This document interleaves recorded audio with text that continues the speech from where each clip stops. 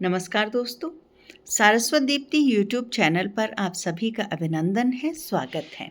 आज मैं आपके समक्ष उपस्थित हुई हूँ इस पुस्तक के साथ में। देखिए, पुस्तक का शीर्षक है सामा चकवा। लेखिका है गीता श्री और यह उपन्यास राजपाल प्रकाशन से आया है। सामा चकवा बहुत ही रोचक उपन्यास है। मैं पूरा उपन्यास तो आपको पढ़ के नहीं सुनाऊंगी, न ही पूरी कहानी बताने वाली हूँ, लेकिन इसकी शुरुआत मैं ज़रूर आपके साथ साझा करना चाहती हूँ। यह द्वापर युग की अंतिम प्रेम कथा पर आधारित उपन्यास है, जब स्त्रियों ने बचाया पृथ्वी पर पेड़ और प्रेम।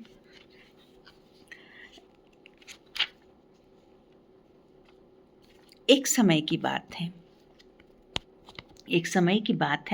एक था जंगल, एक थी चिड़िया और दूर देश से आए दो बहेलिये थे।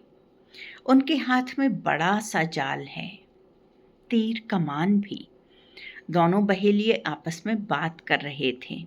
सुना है इस जंगल में बहुत सी चिड़िया मिलती हैं, नाना प्रकार की चिड़िया मिलती हैं। कुछ दुर्लभ पंछी भी इस जंगल में पाए जाते हैं। चलो आज उन्हें ढूंढते हैं, उनका शिकार करते हैं। जाल खोलो, फैलाओ। वो देखो सुरखाब का जोड़ा, चलो उन्हें पकड़ते हैं। उनके तो पंख भी मूल्यवान हैं। सावधान, मैंने सुना है यह मायावी जंगल है।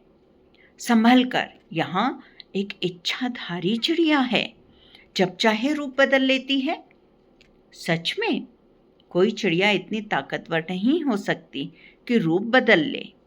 यह कोई मायावी चिड़िया होगी। इच्छाधारी चिड़िया, फिर तो उसे ही जाल में फंसाने का आनंद लेना चाहिए। नहीं, हमें मायावी के चक्कर में नहीं फंसना चाहिए। उनका जाल हमारे जाल से बड़ा और अचूक होता है। अच्छा, बड़े अनुभवी मालूम होते हो बंधु। और क्या? पहला बहेलिया शेखी बघार रहा था। फिर क्या करें? वंचित रह जाएं उस इच्छाधारी चिड़िया से। चाहे जो हो, मुझे उसे फंसाना ही होगा। मैं देखूं तो जरा कि यह बात कितनी सच है। और भी बातें हैं, अब तुम्हें बताने का क्या फायदा। जो आमादा हो विपत्ति बुलाने पर उसकी रक्षा देवता भी नहीं कर सकते। जाओ करो, मैं तब तक साधारण चिड़िया फंसाता हूँ। असाधारण चिड़िया फंसाने का सामर्थ्य नहीं मुझ में। मैं सुरक्षित खेलता हूँ। दूसरा बहेलिया नहीं माना, उसे साथ पकड़ ले चला। दोनों साथ चले, बड़ा सा जाल लेकर। पहला बहेलिया थोड़ा डरा हुआ है, दूसरा बेशर्म की तरह हंस रहा है। दोनों दबे पांव सुरखाब के पास पहुंचते हैं और उनके ऊपर जाल फेंक देते हैं। सुंदर, चमकीली, नारंगी, भूरी, कत्थई पंखों वाली मादा सुरखाब जाल में फंसकर छटपटाने लगती है। दोनों ठहाके लगाते हैं। कीमती चिड़िया उनकी जाल में फंस गई है। इसे हाट में सोने के सिक्के के भाव में बेचा जाएगा। वह जाल समेटने लगे। सुरखाब साथ साथ घिसटती चली जाल के। बहेलियों को मजा आ रहा है। स्त्री स्वप्न में छटपटा रही है। उसे लगा जाल उसके शरीर से लिपट गया। वह हिल नहीं पा रही है। वह घिसटती हुई दूर तक चली जा रही है। वह जोर से ताकत लगाकर जाल को फाड़ देती है। बहेलिये पलट कर देखते हैं, सुरखाब की जगह एक राजसी रूपसी खड़ी है। इच्छाधारी चिड़िया स्त्री बनकर जाल फाड़ती हुई बाहर निकल रही थी।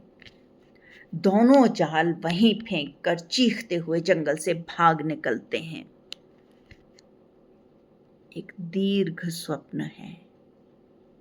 स्त्री अर्ध निद्रा में है।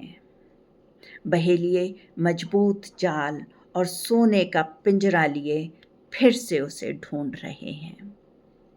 चिड़िया अब स्त्री बन चुकी है, युग बदल रहा है।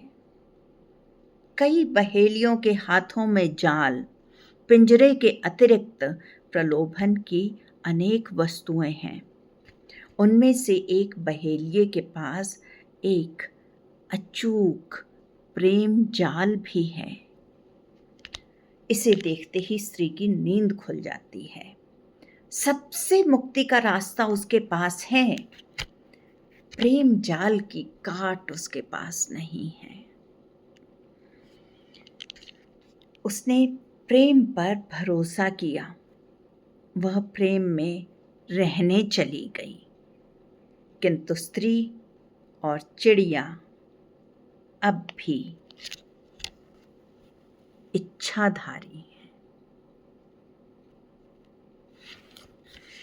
सामा चकवा।